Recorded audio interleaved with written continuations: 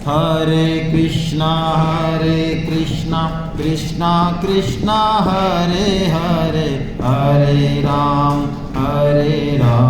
राम राम हरे हरे।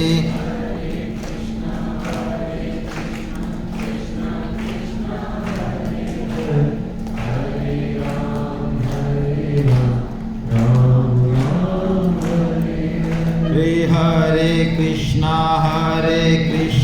कृष्णा कृष्णा हरे हरे, हरे राम राम राम हरे हरे। हरे कृष्णा कृष्णा कृष्णा हरे हरे, हरे राम राम राम हरे हरे। हरे कृष्णा कृष्णा कृष्णा हरे हरे, हरे राम राम राम हरे हरे। हरे कृष्णा कृष्णा कृष्णा हरे हरे, हरे राम राम हरे हरे। हरे कृष्णा। वसुदेव सुतं देवं कंस चाणूरमर्दनं, देवकी परमानंदं कृष्णं वंदे जगद्गुरुं। आप सभी वैष्णव जनों के चरणों में दंडवत प्रणाम। हरे कृष्णा। तो आइए सुबह से जो हमने देखा है उसको थोड़ा सा रिकैप कर लेते हैं हम 10 से 15 मिनट में। पहले अध्याय का नाम क्या था? अर्जुन विषाद। विषाद के मायने क्या होते हैं? दुख, कठिनाई, प्रतिकूल परिस्थिति। तो गीता का मंतव्य बिल्कुल स्पष्ट है कि जीवन में प्रतिकूल परिस्थिति आए, शोक आए, विषाद आए, वो भी भगवान से मिलाने वाला हो सकता है। हो सकता है नहीं, होता ही है। भगवान से हमारा जो तार जुड़ता है, उससे जो हमारी वार्ता होती है बिना शब्दों की, जिंदगी में ऐसे क्षण आते हैं। वो कब आते हैं? जब हम बहुत दुखी होते हैं, बहुत प्रतिकूल परिस्थिति होती है, जिन पर विश्वास होता है वो विश्वास के अहाते ढह जाते हैं सारे, पुत्र पे, पत्नी पे, धन पे। तब उसकी याद आती है कि हे प्रभु, उस समय कुछ तार जुड़ता है। ऐसे बहुत कम लोग हैं जो बहुत सुख होने पर, बहुत आनंद होने पर भगवान को उस शिद्दत से याद कर पाएं। ऐसे बिरले होते हैं। गीता का साधक जीवन में चाहे अनुकूल परिस्थिति हो और चाहे प्रतिकूल परिस्थिति हो, वो दोनों ही परिस्थितियों को सीढ़ी बना के परमात्म प्राप्ति कर बैठता है। लेकिन जो गीता का साधक नहीं है, उसको चाहे अनुकूल परिस्थिति आए जीवन में, वो उसका भी नाश करेगा, भोगों में, कई तरह की चीज़ों में। प्रतिकूल परिस्थिति आए, रोएगा, पड़ोसी को दोष देगा, भगवान को दोष देगा। काल ही कर्म ही ईश्वर ही मिथ्या दोष लगाए। वो दोनों ही परिस्थितियों में अपना कल्याण नहीं कर सकता, लेकिन गीता का साधक दोनों ही परिस्थितियों में कल्याण कर सकता है। अब बताइए, जीवन में दो परिस्थिति के अलावा तीसरी तो कोई होती नहीं। तो गीता का संदेश बड़ा स्पष्ट है अर्जुन विषाद योग से कि हर परिस्थिति भगवान से मिलाने वाली हो सकती है। जो लोग कहते हैं कि हम अभी भक्ति नहीं कर सकते, अभी हम गीता क्लास में नहीं जा सकते, बहुत सिंपल है कि वो कभी भी नहीं जा सकते। भक्ति को समुद्र स्नान के समान बताया शास्त्रों में। कोई आदमी कहे कि जरा ये समुद्र की लहरें कम हो जाएं तब मैं स्नान कर लूँगा, तो क्या लगता है आपको? लहरें कम होती हैं कभी समुद्र की? मैंने ऐसे ऐसे लोग देखे हैं हमारे जयपुर में, अच्छी खासी पार्टी, वो कह रहे हैं बस साहब, मैं आपको उदाहरण दे रहा हूँ, ये ऐसे नहीं दे रहा हूँ, बिल्कुल गढ़े हुए उदाहरण दे रहा हूँ। 2012 में उनसे कहा कि यार चलो ना गीता क्लास में, कि साहब बस ये शोरूम बन रहा है 3 मंजिल, ये खड़ा हो जाए, बस खड़ा हो गया अभी, अब चलो साहब बस इसकी तराई, तो आप जानते हो ये मजदूर तो तराई कर नहीं पाते हैं, तो मैं ढंग से तराई कर दूँ इसकी, अब चलो बस सेटल कर दूँ बच्चों को। सेटल हो गए बच्चे, आज 2022 आ गया लेकिन टाइम अभी भी नहीं। तो प्रतिकूल परिस्थिति को परम श्रद्धेय स्वामी जी महाराज ने, सुनना आप इस बात को थोड़ा गौर से सुनना, समझ में तो नहीं आएगी लेकिन सुनना, समझ में नहीं आएगी अभी। यदि अनुकूल परिस्थिति है तो भगवान की हमारे ऊपर कृपा है, जैसा कि हम कहते हैं, और क्या चल रहा है, कृपा हो रही है महाराज, अच्छा हाँ बढ़िया पैसा आ रहा है, बिजनेस चल रहा है, नौकरी लग गई है, ब्याह हो गया, बहुत बढ़िया कृपा चल रही है भगवान की। लेकिन भगवान की विशेष कृपा कुछ लोगों पे ही घटती है, हर एक पे नहीं घटती। और जब विशेष कृपा घटती है तो जीवन में हमारे प्रतिकूल परिस्थितियां आती हैं। आप कहेंगे बहुत उल्टी बात है, हमारे समझ में नहीं आ रही। अनुकूल परिस्थिति है तो कृपा भगवान की, और प्रतिकूल परिस्थिति जीवन में आए तो भगवान की विशेष कृपा। अब भगवान मानो तड़प रहे हैं, लिफ्ट की गति से आपको खींचेंगे, बस बुला रहे, अब उन पर सहन नहीं हो रहा ज्यादा। प्रतिकूल परिस्थिति जो हमको सिखाती है जीवन में, जो हमारा परिमार्जन करती है, जो परिशोधन करती है, वो बड़े से बड़ा IIM नहीं कर सकता, ये आप खुद अनुभव कर सकते हैं जीवन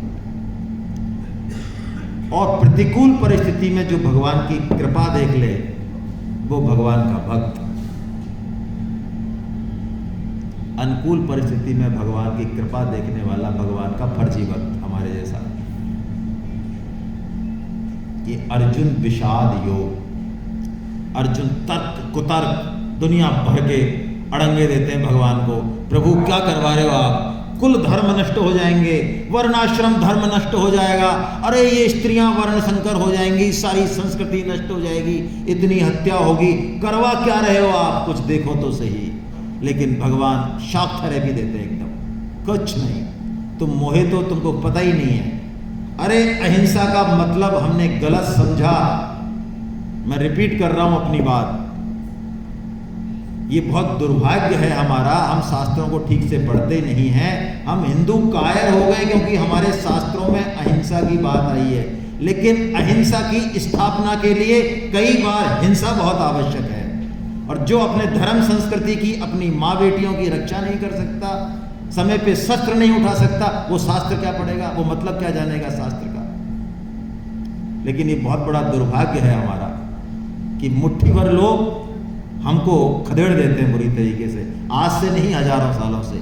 इसको परिभाषा को बदलने की जरूरत है, समझने की जरूरत है। चंपारण में सत्याग्रह आंदोलन हुआ, महात्मा गांधी गए वहां, और जब वहां से आए वापस चंपारण में, चंपारण से चले अहमदाबाद आए, तो पीछे से पुलिस वालों ने और बाकी लोगों ने उन सत्याग्रह करने वाले लोगों से बहुत बदतमीजी की, पिटाई करी, और उनकी स्त्रियों को उनके साथ गलत व्यवहार किया। और वो लोग चूंकि सत्याग्रह में अहिंसा के पुजारी थे, उन्होंने वो सब चीज़ अपने आंखों से देखी, कुछ नहीं किया। और जब सब कुछ हो गया तब वो महीने 2 महीने पैदल चल के महात्मा गांधी जी के पास पहुंचे कि महाराज ऐसा ऐसा हो गया, लेकिन हमने अहिंसा नहीं छोड़ी। महात्मा गांधी ने कहा तुम्हें शर्म से डूब मर जाना चाहिए, तुमने अहिंसा का मतलब ही नहीं समझा। तुम्हारे सामने तुम्हारी माँ बहन बेटी निर्लज्ज होती रही और तुम अहिंसा के आवरण में छिपे रहे, ये अहिंसा होती है? अहिंसा होती है भगवान श्री कृष्ण जैसी, जो संपूर्ण पृथ्वी का राज्य छोड़ देते हैं और 5 ग्राम मांगते हैं केवल, ये दे दो केवल 5 ग्राम, दुर्योधन पहली दे ना सका। और जब वो 5 ग्राम भी नहीं आते, एक सीमा के पार होती है, तो फिर भगवान अहिंसा का वो रूप दिखाते हैं कि जिससे धर्म की संस्थापना हो। फिर अर्जुन चाहे दुबके इधर उधर, भगवान कहने वाले हैं आगे बहुत जबरदस्त बात 11वें अध्याय में कि अर्जुन तू ये मत समझना कि तू नहीं रहेगा तो इस युद्ध का निर्णय नहीं होगा, तू रहे चाहे ना रहे, तू युद्ध करे चाहे ना करे, रिजल्ट तो मैं तुझे दिखा देता हूं जो होने वाला है। तू फोकट में यश लेना हो तो ले ले, बस यही समस्या हमारे साथ है। हम कोई छोटा मोटा काम कर बैठते हैं तो सोचते हैं करने वाले अर्जुन विषाद योग इन परिस्थितियों का चित्रण करता है। फिर भगवान सांख्य योग बताते हैं। सांख्य योग के मतलब पहले हम देखें हम हैं कौन, हु एम आई, कौन हूं मैं, ये बेसिक प्रश्न है।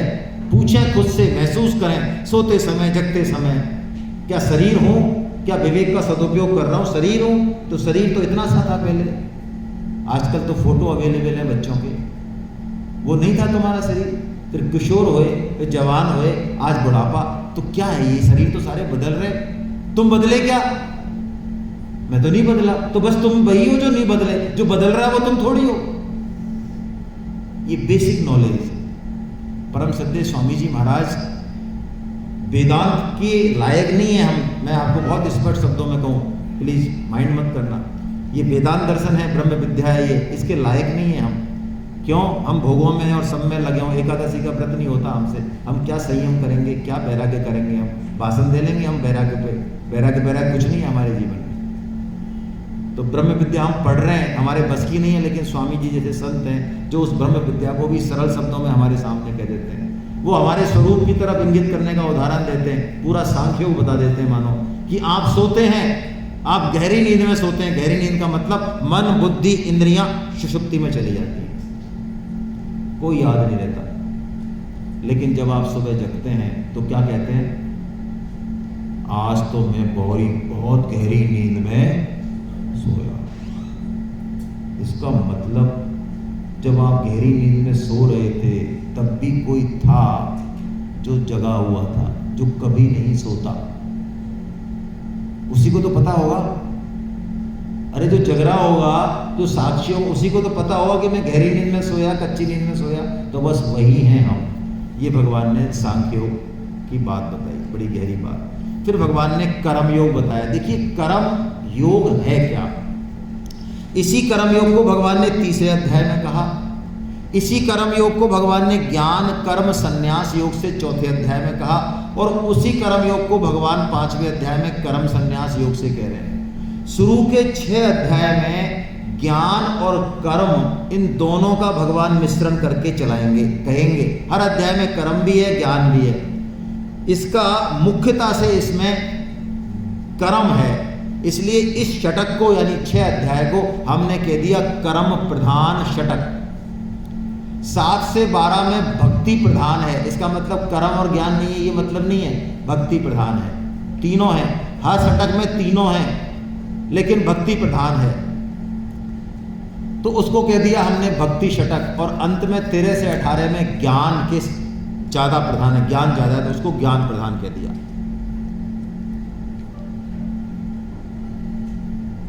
अब एक बहुत महत्वपूर्ण और सूक्ष्म बात, हम गीता पढ़ते पढ़ते भी, सालों पढ़ते पढ़ते भी प्राय हम लोग इसके मर्म को ठीक से समझते नहीं हैं। कई लोग कहते हैं कर्म योग ही सबसे श्रेष्ठ है। तिलक जी ने जो गीता टीका लिखी उसमें कर्म योग को सर्वश्रेष्ठ बताया।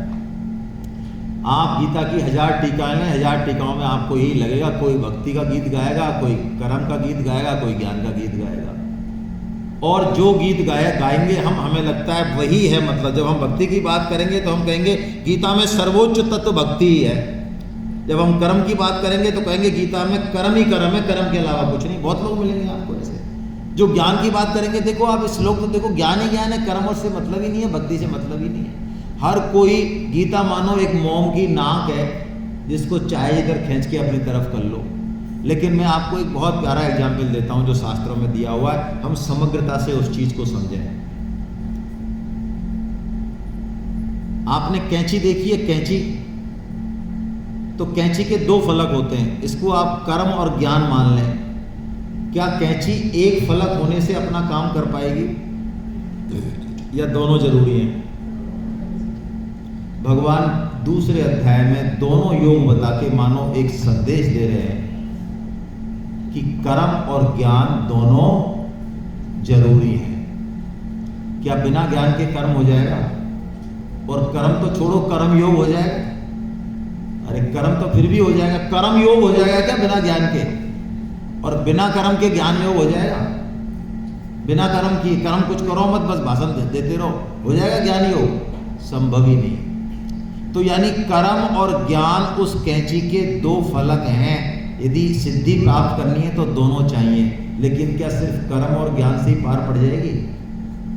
कैंची अपने आप काट देती है कि उसको हवा में लटका दो और कपड़ा रख दो, काट देती है शायद, है ना? ऐसा होता है? तो कैसे करते हैं? हाथ चाहिए पीछे कैंची को।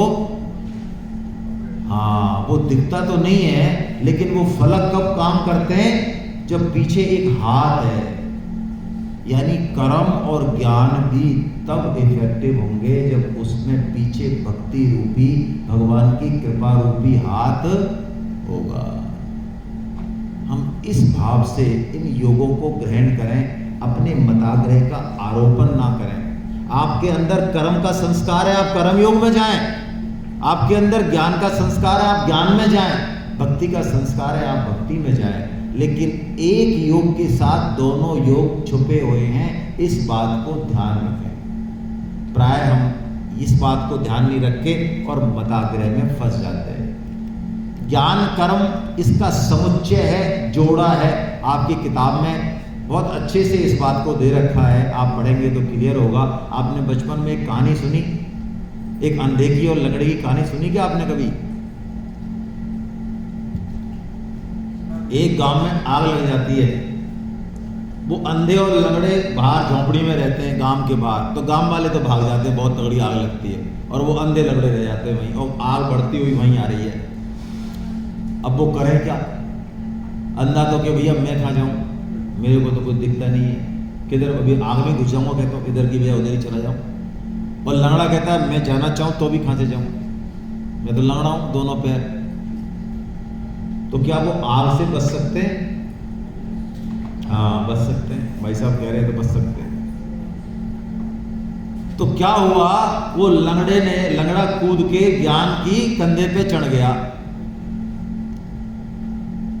तो लंगड़े ने तो दे दी दृष्टि किधर चलना है, और वो जो अंधा था उसने कर्म करने का काम किया, दोनों आग से पार हो गए। बस यही ज्ञान कर्म समुच्चय। इसी समुच्चय को भगवान दूसरे अध्याय में, तीसरे अध्याय में, चौथे में, पांचवें में और छठवें में ध्यान योग से पहले लेंगे, जो हम अभी ले रहे हैं। तो तीसरे अध्याय में भगवान ने कहा, कर्म की शैली बताई, तू यज्ञ के लिए कर्म कर अर्जुन, यज्ञात कर्मणो अन्यत्र। कर्म करे बिना तू रह नहीं सकता, तो तू यज्ञ के लिए कर्म करना। जो कर्म तुझे बांध रहे हैं, तू यदि मेरे गीता के तड़के से काम करेगा, गीता के रसायन से, तो यही कर्म जो रोटी बनाना है, तो रोटी बनाने से यदि भगवत प्राप्ति हो जाए, झाड़ू लगाने से, अरे हाँ, ये गीता का यही तो उद्घोष है, और क्या यही तो मैजिक है गीता का। IIT की तैयारी कर रहे हैं, नौकरी कर रहे हैं, उससे भगवत प्राप्ति क्यों नहीं होगी? इससे तो बहुत आराम से होगी।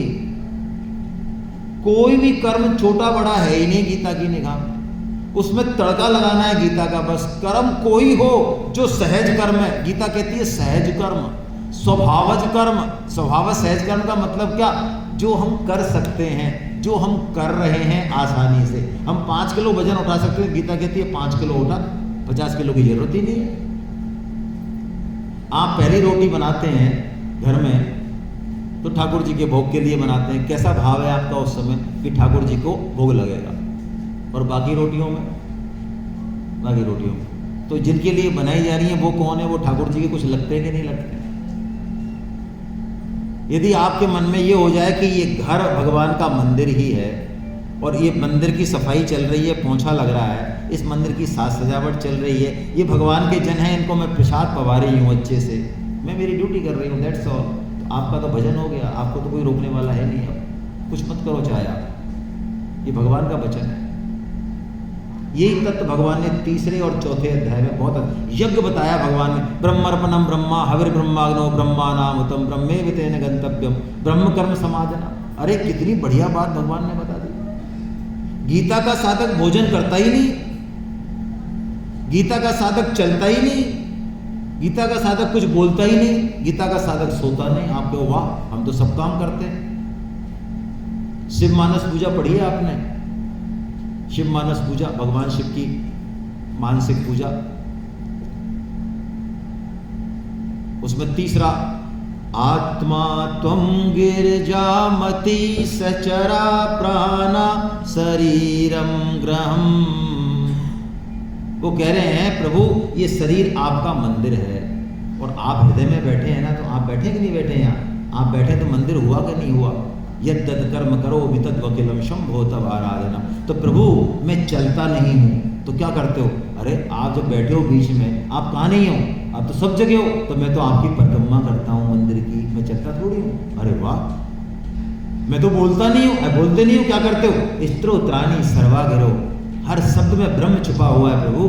मैं तो आपकी स्तुति करता हूँ, मैं जो भी बोलता हूँ आपकी स्तुति तो है। शब्द में क्या ब्रह्म नहीं है? तो मैं शब्द से तो बोल रहा हूँ, मैं बोल थोड़ी रहा हूँ। अरे वाह, मैं सोता नहीं हूँ। अच्छा सोते नहीं हो? निद्रा समाधि स्थिता, मैं सोता ही नहीं हूँ। मैं तो जब जाता हूँ निद्रा में तो आपका स्मरण कर लेता हूँ, और जब जगता हूँ सुबह तब सबसे पहले आपका नाम बोल देता हूँ, हरे कृष्णा। तो मेरी जो 8 घंटे की नींद है वो क्या हो जाती है? वो मेरी समाधि हो जाती है। वाह क्या बात है। आपको क्या लगता है ये गप है? ये सही है, ये गप नहीं है। यदि आप दिन में भजन नहीं कर सके तो रात को प्रण ले लें आज से कि जब नींद में जाएं तब आलतू फालतू बातों को छोड़ के, चिंतन को छोड़े, भगवान का स्मरण करें, नाम जप करें, सो जाएं करते करते ही।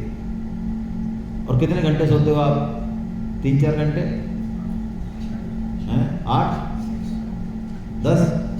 तो बढ़िया है, कोई दिक्कत नहीं। 10 भी है तो कोई खास बात नहीं। और सुबह उठते उठते ही जो है बगल में जो भी सो रहा हो, पति सो रहा हो, पत्नी सो रही हो, उसको धक्का मार दे, हरे कृष्णा, है ना? बस इतना सा काम करना है।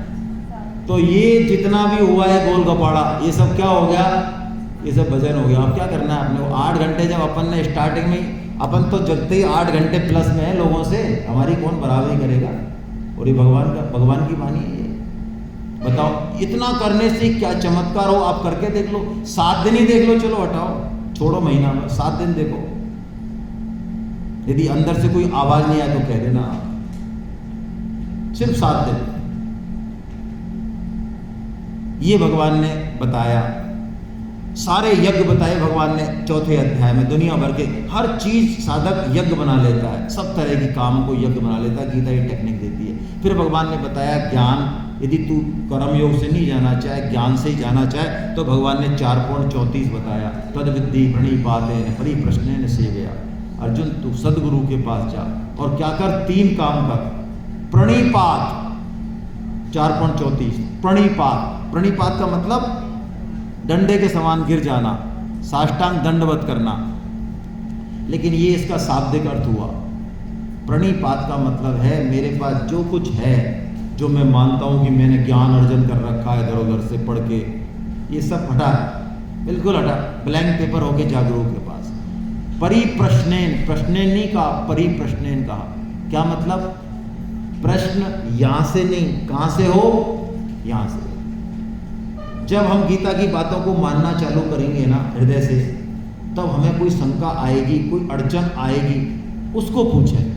ऐसे ही नहीं, यदि ऐसा हो जाता तो फिर ऐसा हो जाता, तो फिर ऐसा होता तो क्या करते? ऐसे टाइम पास प्रश्न नहीं, अड़चन आनी चाहिए। और ये हृदय के प्रश्न तब आएंगे जब आप चलेंगे, कुछ कदम चलेंगे तो आएंगे। और प्रश्न का उत्तर मिलते ही आप याद रखें, यदि प्रश्न आपके हृदय का हुआ, प्रश्न का उत्तर मिलते ही आपका प्रमोशन होगा अध्यात्म में, तुरंत होगा। एक प्रश्न का उत्तर प्रमोशन होगा, दूसरे प्रश्न का फिर प्रमोशन होगा। लेकिन हमारी हालत ये है कि हम प्रश्न पर प्रश्न पूछते रहते हैं, लेकिन रहते वहीं की वहीं हैं, क्योंकि प्रश्न हमारे हृदय से नहीं होते। तीसरा सेवया, सेवा। ये जीवन सेवा के लिए मिला है हमको, ये मनुष्य जन्म सेवा के लिए मिला। हम भगवान के सेवक हैं और भगवान के जनों के सेवक हैं। जिसने सेवा के तत्व को समझ लिया, उसको तीनों योग उसकी मुट्ठी में है। तीनों योग, तीनों योगों के मूल में यदि कोई कॉमन चीज है तो वो सेवा है। हाँ, सेवा करने के ढंग अलग अलग हो सकते हैं। आपके पास जो स्किल दी भगवान ने, जो चीज प्रचुर मात्रा में दी आपको, उससे सेवा होगी। जरूरी नहीं है सेवा का एक ढंग हो। तो भगवान ने कह दिया अर्जुन से, ये ज्ञान पाने के ढंग है अर्जुन। फिर भगवान ने आदेश दिया कि तू ज्ञान की महिमा सुनाई कि ज्ञान के समान पवित्र करने वाला तो कोई है ही नहीं अर्जुन। अरे बड़े से बड़े पापी भी हो वो भी इस ज्ञान रूपी नौका से पार हो जाता है। ऐसा कह के भगवान ने चौथे अध्याय के अंत में कहा कि अर्जुन तू युद्ध के लिए खड़ा हो जा, अज्ञान रूपी संशय को खत्म कर दे ज्ञान रूपी तलवार से और युद्ध के लिए खड़ा हो जा। अब ये 5वां अध्याय शुरू होता है।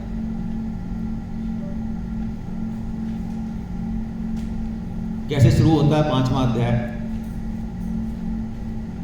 भगवान ने फिर ज्ञान की इतनी प्रशंसा कर दी मत पूछो, और अब फिर कर्म योग से युद्ध की आज्ञा दे दी कि तू तो युद्ध कर अब फटाफट। तो अर्जुन दोबारा कंफ्यूज है। अर्जुन कह रहे हैं भगवान मेरे को बार बार ये उलझा क्यों रहे हैं? कभी कर्म योग की प्रशंसा कर देते हैं, कभी ज्ञान योग में कह देते हैं तू ये कर, तो मैं टोटली कंफ्यूज हूं। तो अर्जुन यही प्रश्न अब कहते हैं, और अब प्रश्न बहुत स्पष्ट है। क्या कहते हैं भगवान? बोले श्लोक, नींद आ रही हो तो जोर से बोले। संन्यासम कर्मणाम कृष्णम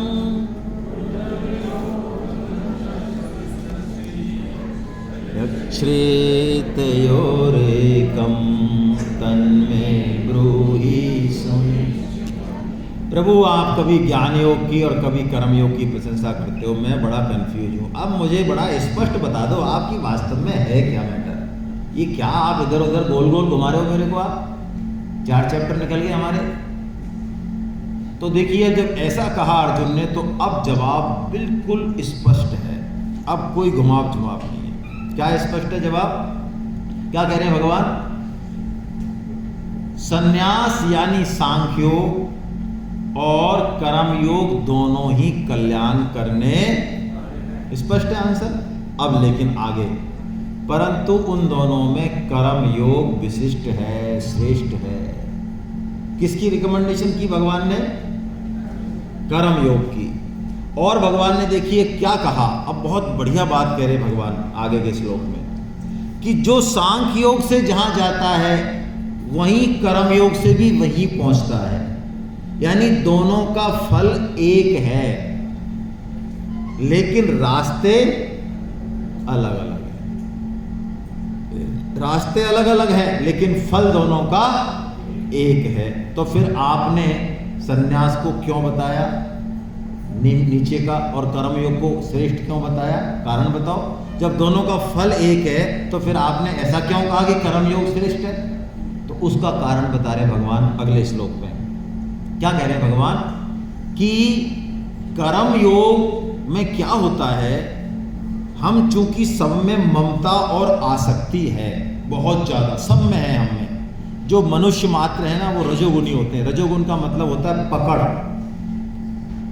और सांख्य योग के लिए यानी ज्ञान योग के लिए दो चीजें बहुत जरूरी हैं। क्या? एक तो स्पष्ट विवेक होना चाहिए हमारे अंदर। विवेक नहीं, क्या होना चाहिए? स्पष्ट विवेक। और तीव्र वैराग्य होना चाहिए। ये दो चीज हो तो हम सांख्य योग पे चलें, नहीं तो सांख्य योग पे चलना तो दूर, कुछ भी समझ में नहीं आएगा। तीव्र वैराग्य किसे कहते हैं पता है? हमें तो छोटा मोटा वैराग्य भी नहीं है। यदि 2000 रुपए का एक नोट खो जाए ना हमको हमारा यहाँ सेमिनार में, तो रात को सपने में हो सकता है वो लाल लाल रंग का नोट ही दिखे हमको। अरे यार फालतू में सेमिनार में चले गए बिना मतलब में गीता के, यहीं पढ़ लेते, 2000 का नोट हो गया। तीव्र वैराग्य का मतलब है आपका सब कुछ नष्ट हो जाए, फैक्ट्री जल जाए, घर जल जाए, कुछ भी और, लेकिन कुछ भी उसके फर्क नहीं पड़े, ज्यादा अंदर से विचलन नहीं हो। स्पष्ट विवेक का मतलब है बिल्कुल पता है कि ये शरीर, ये संसार, ये रिश्ते नाते, ये सब जाने वाले हैं, कोई अटैचमेंट नहीं उनसे। इतना लेवल हो किसी का, वो तीव्र वैराग्य और स्पष्ट विवेक, ऐसा वो चले उस ज्ञान की धारा पे। हमारे जैसा आदमी ज्ञान पे बात कर ले। लेकिन कर्म योग में ममता आसक्ति होते हुए भी हम कर्म योग का आचरण कर सकते हैं। उसमें ऐसी कोई जरूरी नहीं है कि तीव्र विवेक। इसलिए भगवान कहते हैं ज्ञान योग खड़ग है, खड़ग बहुत कठिन है। देखिए ज्ञान योग पर कैसे लोग चलते हैं, मैं एक आपको सुनाता हूँ प्रकरण। हमारे यहाँ पे एक रज्जब जी संत हुए हैं, राजस्थान में जयपुर में हुए हैं रज्जब जी, उनके गुरु हुए दादू दयाल जी। तो दादू दयाल जी के पास वो जाया करते थे, फिर घर वालों ने शादी कर दी, तय कर दी। तो शादी घोड़े पे बैठे थे दूल्हे के रूप में। तो पहले वो लगता था सामने, वो फूलों का वो लगाते ना मोर, दूल्हे के मोर बांधते थे।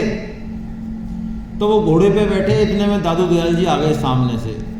दादू दयाल जी ने देखा, अरे रज्जब मेरा शिष्य दूल्हा बन गया, अभी तो बढ़िया बढ़िया सत्संग की बातें करता, दूल्हा बन गया बट्टा है।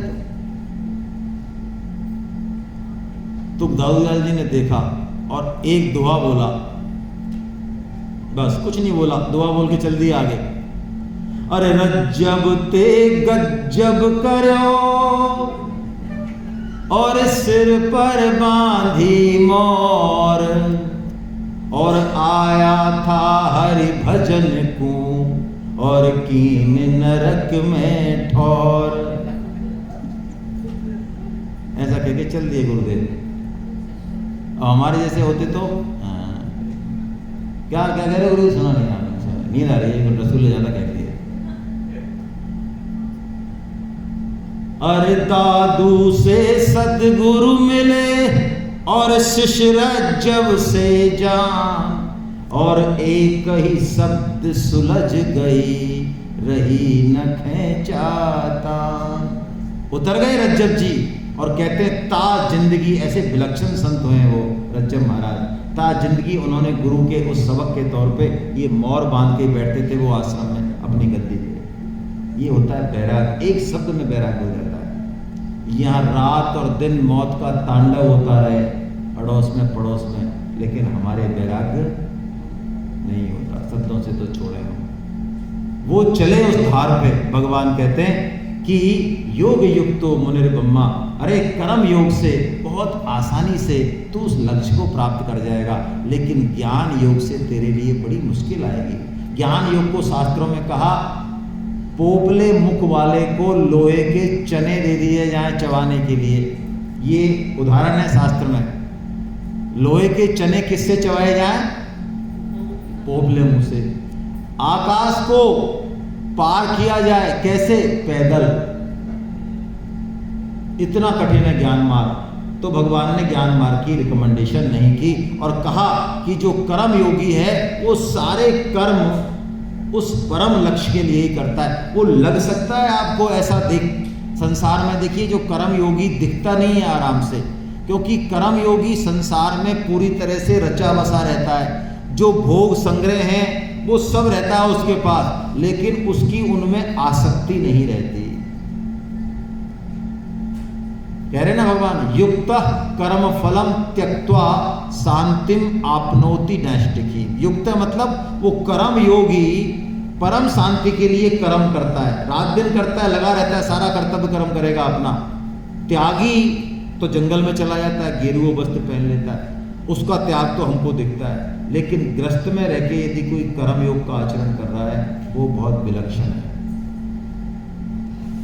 उसके पहचानने के लिए हमको बहुत पारमी चाहिए। ऐसे संतों को पहचानने के लिए हमको बहुत पारमी चाहिए। जरूरी नहीं उसने गीता पढ़ी हो, रामायण पढ़ी हो। हमारे घर में पहले पुराने समय में हो सकता है हमारे पुरखों में, हमारे पूर्वजों में ऐसे कर्मयोगी रहे हों जो जल गए हों सब परिवार के लिए, समाज के लिए। एक संत हैं, वो कहते हैं, त्यागी शोभा जगत में करता है सबको, और दरिया गृहस्थी साधु का भेदी बिरला हो। जो घर में रह के साधु है उसका भेदी बहुत कम, पहचान नहीं पाएंगे। हाँ, वैसा कोई साधु है पहचान जाएंगे, ठीक है, ये तो साधु ही होगा। तो भगवान कह रहे हैं युक्त अपने जीवन के सारे कर्म करता है लेकिन बंधता नहीं है, लेकिन अयुक्त जो है वो कामना के कारण, फल के कारण काम करता है, वो बंध जाता है। ये हमारी स्थिति है, तो हम ऐसा नहीं करें। अब भगवान एक बहुत अच्छा श्लोक बोल रहे हैं इस 5वें अध्याय में। 2 श्लोक सबसे इंपॉर्टेंट हैं। एक पहला ये, एक आगे आएगा 5.29। देखिए ऊपर का श्लोक, ये ही संस्पर्जा भोगा। बोलिए आप, थोड़ी सुस्ती कैसे आ रही है भाई?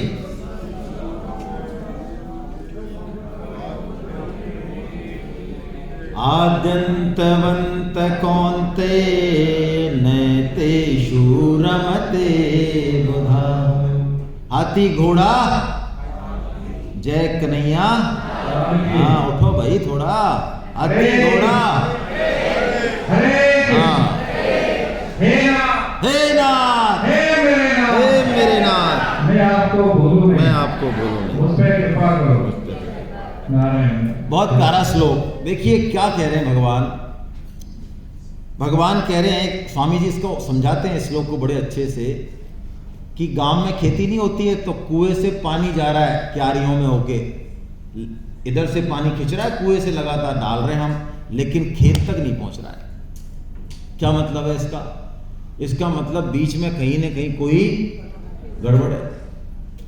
हम गीता पढ़ रहे हैं, हम सत्संग कर रहे हैं, हम नाम जप भी कर रहे हैं, लेकिन मामला कुछ जम नहीं रहा जितना जल्दी बैठना चाहिए। तो इसका मतलब बीच में कोई ना कोई गड़बड़ है। वो गड़बड़ बता रहे हैं भगवान इस श्लोक में। वो कहते हैं भगवान, देखिए कि संस्पर्जा भोगा। संस्पर्जा मतलब ये इंद्रियों और विषयों के जो भोग हैं, जीव की दृष्टि चाहिए, देखने के लिए कुछ कुछ चाहिए, सुनने के लिए कुछ चाहिए, ये जो भोग हैं ये दुख का कारण है। भगवान कहते हैं सुख की इच्छा ही दुख का कारण है।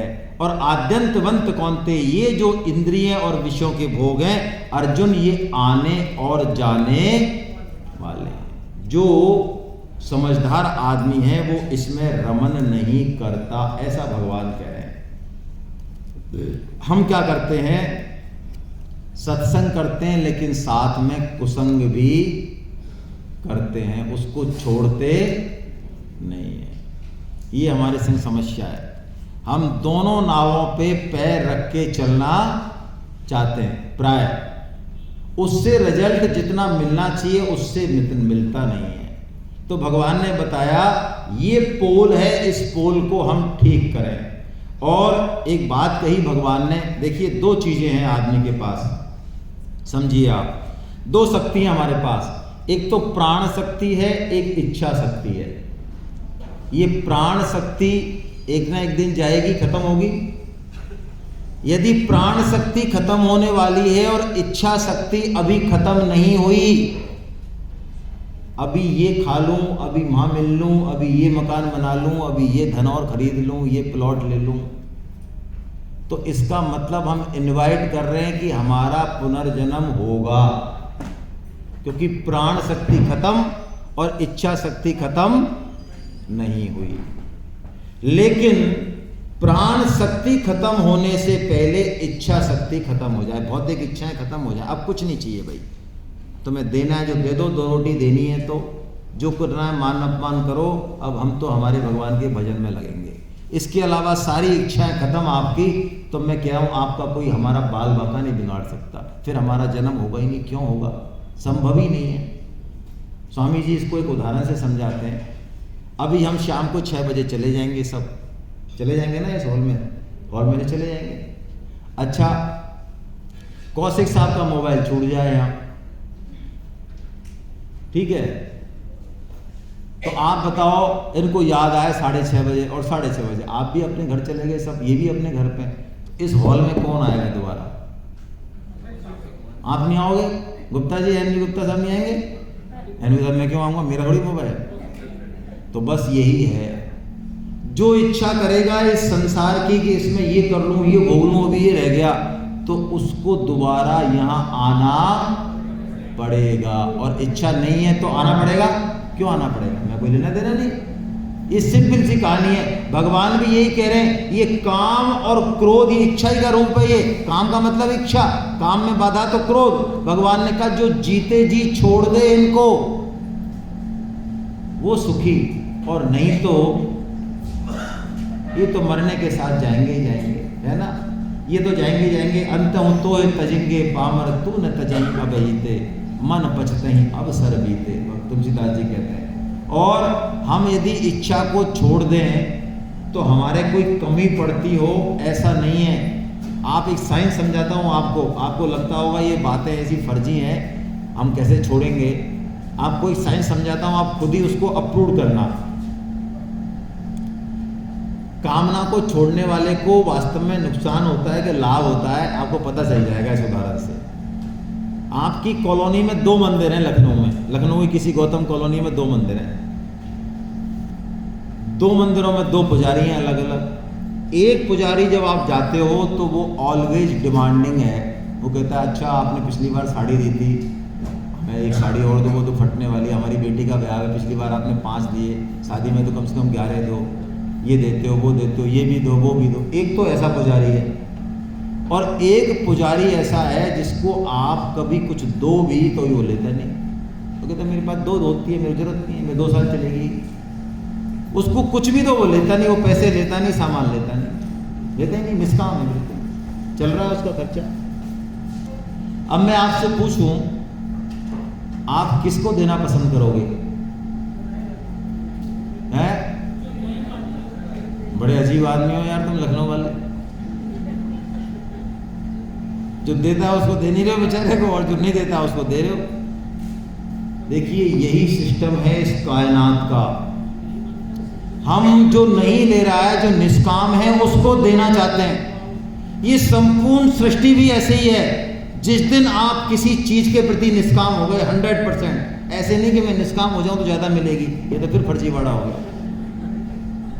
बिल्कुल निष्काम हो गए, वो चीज आपके पीछे पीछे पीछे पीछे पीछे पीछे पीछे घूमेगी, पीछे पीछे घूमेगी कि कैसे ये हमारा उपभोग कर ले। जिमी सरता सागर पहुँ जाहि, यद्यपि ताहि कामना नाही।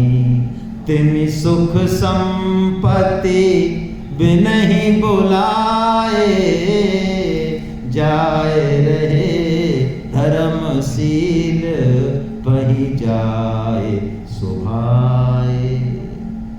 कायनात यदि आप निष्काम हो गए तो सारे सुख संपत्ति समृद्धि पीछे पीछे घूमेगी, कैसे हमारी तरफ निगाह कर ले और हम धन्य हो जाएं। और जो भुक्कड़ प्रसाद होते हैं ना, तो भुक्कड़ प्रसादों से सब चीजें दूर रहती हैं। आपको विश्वास नहीं आओ तो मैं उदाहरण दूं, आप घर में ही लाओ। देखो आपके घर में 2 बेटे हैं मान लो, और एक तो भुक्कड़ प्रसाद है, वो कहीं से भी चीज लाए, खुद का तो हिस्सा ले ही लेता है पट्टा, और वो सबको चोरी चकारे, वो मिठाई का डिब्बा पता चला डिब्बा ही डिब्बा रह गया, मिठाई रही नहीं अंदर। तो एक तो ऐसा भुक्कड़ प्रसाद है, और एक ऐसा वो लगा रहता है अपने काम धाम में पढ़ाई में, उसको माँ कहती है हाँ ले लूँगा, रख दे लूँगा, बाद में ले लूँगा है। तो अब मिठाई का डिब्बा आए तो बताओ आप किससे छुपाओगे? आप भुक्कड़ प्रसाद से छुपाओगे या उससे छुपाओ? मान लो भुक्कड़ प्रसाद बाहर गया हुआ है 3 दिन के लिए, तो मिठाई का डिब्बा आप रख दोगे, कहीं भी रख दोगे। इसको क्या है, खाना है तो खा लेगा आराम से, पूरा डिब्बा इसका है। और मान लो भुक्कड़ प्रसाद जी घर बैठे तो क्या करोगे आप? छोड़ दोगे ऐसे डिब्बे को? अरे ऐसे छोड़ देंगे, ताले में रख देंगे हम। ऐसे ही समझिए, बहुत बड़ा सिद्धांत समझा रहा हूं मैं आओ गीता का। ऐसे ये संपूर्ण सृष्टि का सिद्धांत है, संपूर्ण सृष्टि का। जितना हम लालसा करेंगे चीजों की, वो चीजें छुप जाएंगी उतनी, और आएंगी भी तो बहुत मजा नहीं आएगा, रस नहीं आएगा, वृद्धि नहीं होगी, पोषण नहीं होगा। लेकिन यदि निष्काम होंगे बात अलग होगी, बहुत अलग होगी। इसलिए हम ऐसा भाव अपना लें। और अब एक बहुत प्यारा श्लोक, ये श्लोक एक ऐसा है गीता में कि तीनों योग इस श्लोक में आ गए, और इस श्लोक को हम ठीक से समझ लें तो ऐसा मान लें कि आज का काम पूरा हो गया। आइए समझते हैं, पहले पढ़ते हैं। भोक्तारं यज्ञ तपसां सर्वलोक महेश्वरम्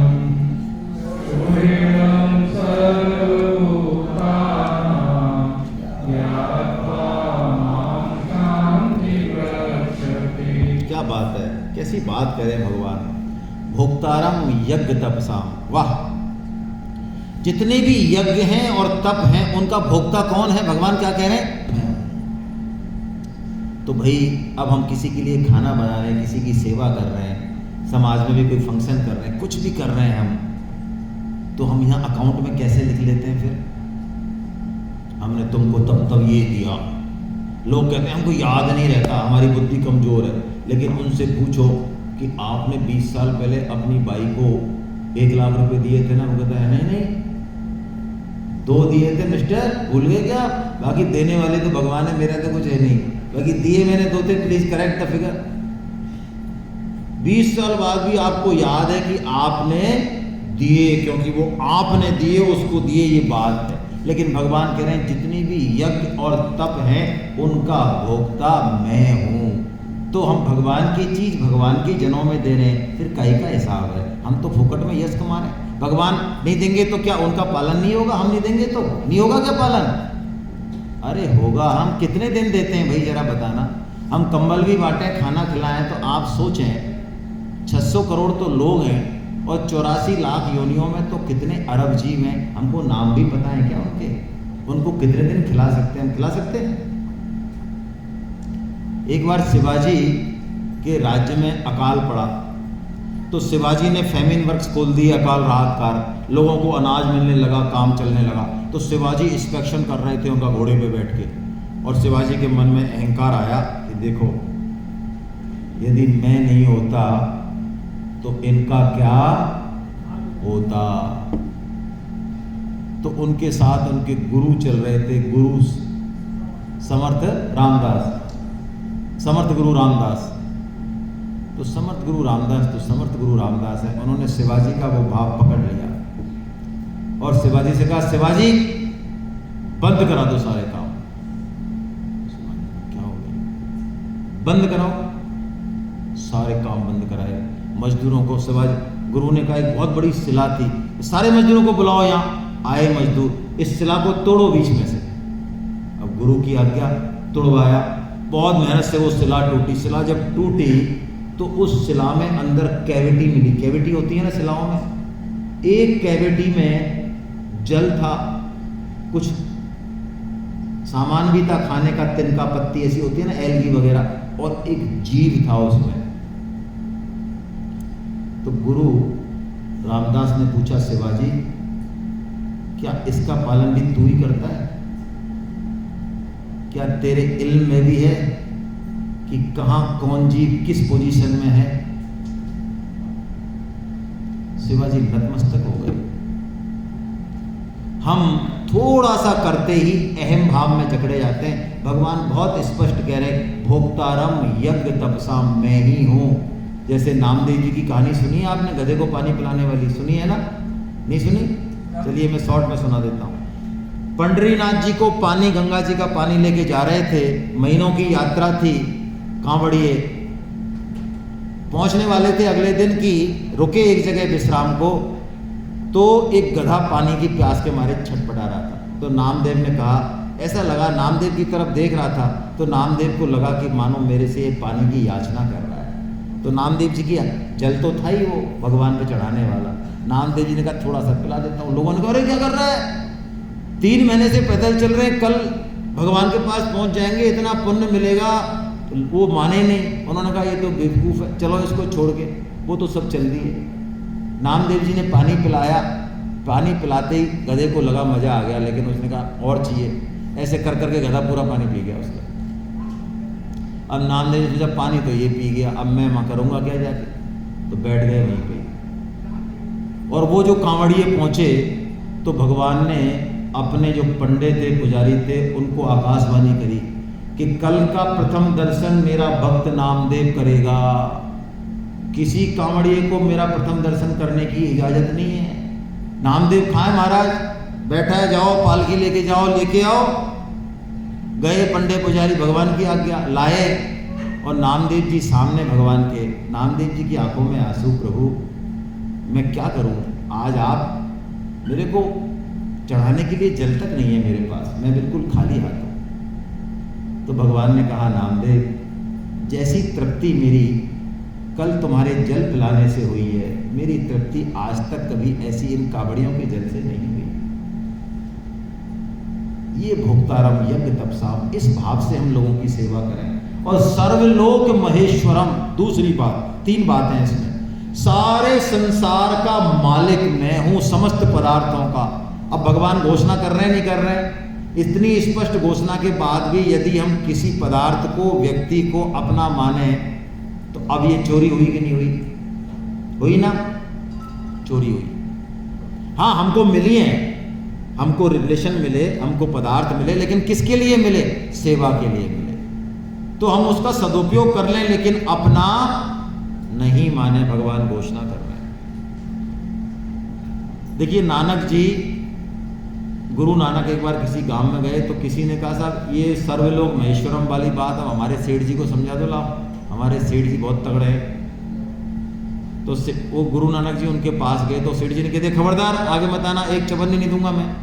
वो किसी को पैसे देते नहीं थे। नानक जी ने कहा मुझे पैसे वैसे नहीं चाहिए, मेरा तो भगवान से सीधा कनेक्शन है, मैं जा रहा हूँ ऊपर भगवान के पास, डायरेक्ट फ्लाइट है मेरी वहाँ पे। मैं तो एक क्या है, सुई है मेरे पास। ऐसा है आप भी इतने बढ़िया आदमी हो, सेठ हो, ये सुई रख लो और मैं जा रहा हूँ, जो बाद में आओ जब ले आना मैं माल ले लूँगा आपसे। तो सेठ जी ने कहा वाह भाई क्या बात कर रहे हो आप महाराज, हैं ऊपर कोई सुई नहीं आ सकता है क्या? अरे नहीं ले सकता, अरे कुछ नहीं जाता ऊपर, आप क्या बात कर रहे हो? तो फिर क्यों धूमधाम में लगे हो ऐसे फोकट में? तुम्हें पता नहीं है तुम्हारा अंत समय आने वाला है, बहुत कम समय तुम्हारा। ऐसा कह के नानक जी ने उसका उद्धार कर दिया। समझ में आ गई बात। अब तीसरी बात, बहुत प्यारी बात, देखिए इतनी गजब वाली बात है ये। सुहृदम सर्वभूतानाम, भगवान कह रहे मैं संपूर्ण प्राणियों का सुहृदय हूं। सुहृदय मतलब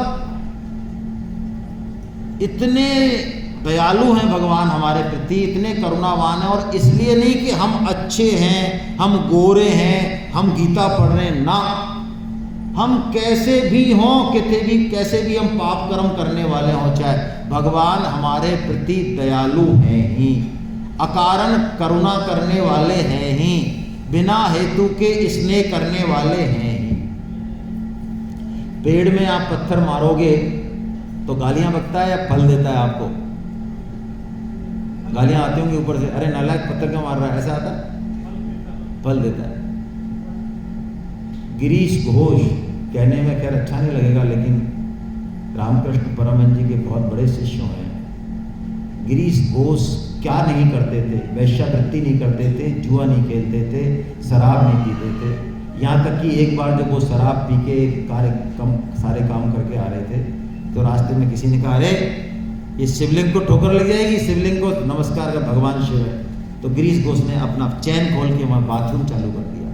ये भगवान शिव है तो अपनी रक्षा करें, मैं यही बाथरूम करूँगा। आपको क्या लगता है ऐसी पोजीशन में भी भगवान उनसे गुस्सा हुए होंगे? कभी नहीं। ये सुहृदय करुणा के महासागर हैं। हम यदि किसी को प्रेम करते हैं जगत में, आप सुनना, कोई भी रिश्ता, माँ बेटा भी, सारे रिश्ते स्वार्थ पर टिके हुए हैं हमारे। ये कटु सच्चाई है। सुर नर मुनि सबके यह रीति, स्वार्थ लागी करहि सब प्रीति। अच्छा, आपकी पत्नी, हम सबको प्यारी है हमारी पत्नियां, और पत्नी गीता सेमिनार में जाने के बाद 3 दिन आपको बड़े प्यार से टिफिन दे, और आप टिफिन खोलो ऑफिस में तो उसमें कुछ मिले ही नहीं, हवाई हवा। आपको भी क्या हुआ कि आज सुबह कुछ समय नहीं मिला, बाकी मैंने अपना भाव, अपना प्रेम इस टिफिन में भर के भेज दिया। क्योंकि गीता में बताया भाव की भूखे भगवान, प्रेम ही प्रेम है, संसार में प्रेम के अलावा कुछ नहीं है। तो आपके भी हाँ नहीं, बात तो सही है। और दूसरे दिन भी वो प्रेम ही भेज दे, और तीसरे दिन भी प्रेम और भाव ही भेज दे, तो आप सच्ची बताओ आपका प्रेम और भाव तीसरे चौथे दिन वैसा कि वैसा रहेगा क्या?